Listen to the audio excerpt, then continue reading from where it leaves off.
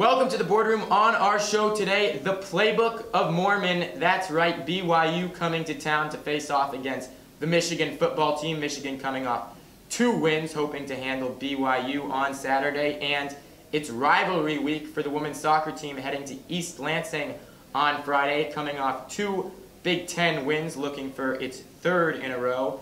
And finally, we'll take a look into our crystal balls as we predict what we think will happen this year in Michigan athletics. Welcome to the Boardroom. I'm Simon Kaufman, alongside football beat writers Zach Shaw and Max Boltman. Our first episode back of the school year. Let's start on the gridiron. The team's got a new coach. They're off to a 2-1 start. Big wins over the Beavers, lost to Utah, and also the UNLV win. But they've got the Cougars coming to town. And this was a game that a lot of people pegged as maybe an automatic win at the beginning of the season, but BYU with 2 wins in the first 2 weeks on Hail Marys. Last week, losing to then number 10 UCLA by just 1. Not necessarily a gimme game anymore, Zach. I actually do think this is still a win for Michigan.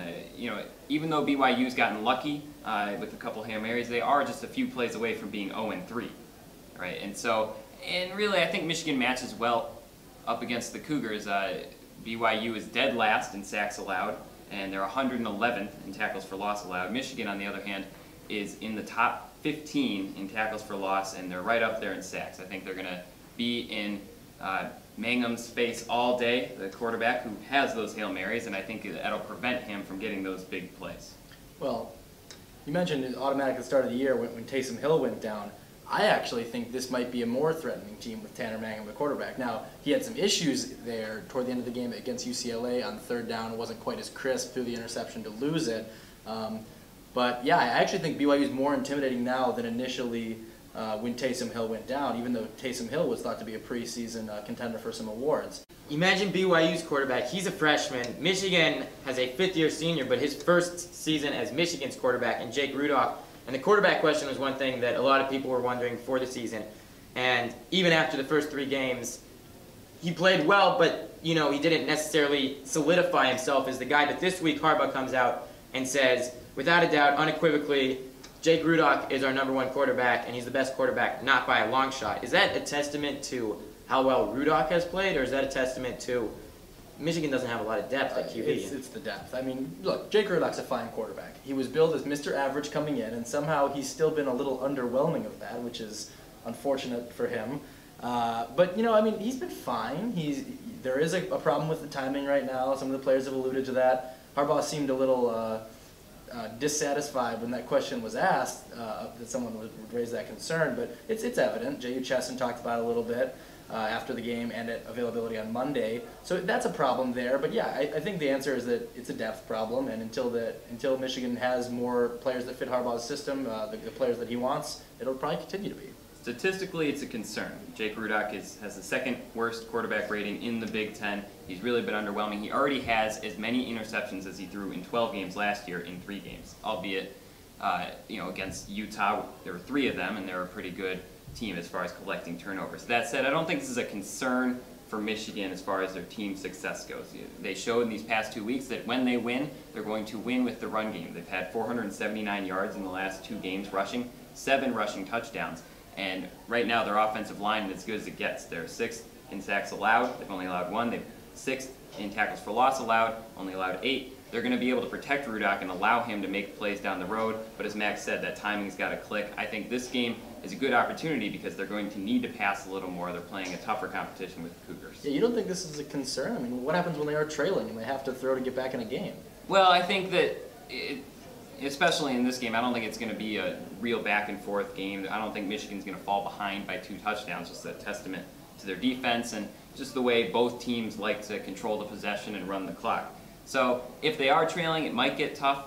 Those receivers are going to have to step up just as much as Jake Rudock is. But really, I think that ground game, I think that offensive line is going to keep the offense moving down the field throughout the entire game. Yes, we will find out on Saturday. There are other sports besides football that take place at Michigan, believe it or not. The women's soccer team off to a 7-3 start. They started Big Ten play last week and picked up 2 wins. But keep in mind, this Big Ten is tough. They've got Rutgers and Penn State, both top 5 teams.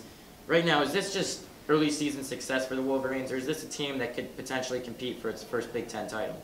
Well, I think there's always the potential, especially if you start out 2-0 in the Big Ten. But I think that there's just a lot of really stacked teams in this Big Ten. Even with the 2 wins, Michigan is 54th in the RPI. That's not bad, but when you consider there are 9 other Big Ten teams ahead of them in the RPI, then you start to think, okay, maybe these questions, even if they do get answered, there might not be enough time. There might be too many teams already ahead of them and already in postseason or regular season form to make it really tough for Michigan to pass them in the standings. Yeah, I don't like this team to win the Big Ten, but I do think they're a team that could play spoiler to a lot of other contenders. I think they're going to finish in the top 3 or 4 based on their defense. They've had the Defensive Player of the Week in the Big Ten the last 2 weeks, and they're not, I mean, they've given up more than 1 goal in a game twice, both 2-0 losses. So, I mean, I like this team on the strength of their defense, and on a night when their offense comes to play, when Maddie Lewis is in there scoring goals, Andy Sarkeesian is threatening in the box, it's a team that can really knock off a contender like a Penn State or a Rutgers. We'll see Friday night at East Lansing taking on the Spartans. Finally, our first episode back this year, so I thought we'd take a look into our crystal balls, see what we've got coming up ahead, and take our best shot at predicting the year ahead in Michigan athletics. Zach, I'll start with you. The best team this year out of Michigan. I think it's going to be women's softball once again. They return almost everyone from last season. They lost Betza and they lost Lauren Sweet. But other than that, pretty much everyone who can contribute is back. They were a game away from a national championship back in June, and I think that they're going to be exactly in that position this year, except this time I think that they get that game and they do get their second national championship in school history. I also like softball as the best team, but I'm going to twist the question a little bit and I'm going to shout out the hockey team. I think this is the best season for a Michigan team is going to come from the hockey team after some disappointing runs the last 3 years. I think they're going to have the most exciting season, and they're going to go back to the NCAA tournament. Zach Shaw predicting a title from the women's softball team. Max saying that hockey will make the tournament for the first time in 3 years. The biggest surprise this year. Max, I'll start with you. Well, I could have gone hockey with what I just did, I suppose. Yeah, but that's okay. I'm going to take the men's basketball team as the biggest surprise. Maryland is obviously the big threat to win the Big Ten. I do like that to happen. But I like the basketball team as a top 2 seed in the NCAA tournament, shocking a lot of people. Well, I think it's going to stick to the diamond. I think it's going to be the baseball team. Last year, they won their first Big Ten title since 2008. They made their first tournament since 2008. Got a lot of positive momentum. They had another top 20 recruiting class. They're 3rd straight in the Eric Bakich era, and I really think that they're going to be a team that, they might not win the Big Ten tournament title, they might not win the Big Ten title, but they're going to make that tournament. They're going to be on the national stage for much of the season. Well, you heard it here first. We'll check back in at the end of the year and see if things pan out like our guys think. There you have it. Michigan hosting the Mormons this weekend. Michigan soccer, the women's team heading down to East Lansing, and a couple of predictions from our guys here at the Daily. Remember, we've got all your content in print and online at michigandaily.com. This is the Boardroom from the Michigan Daily. Cheers.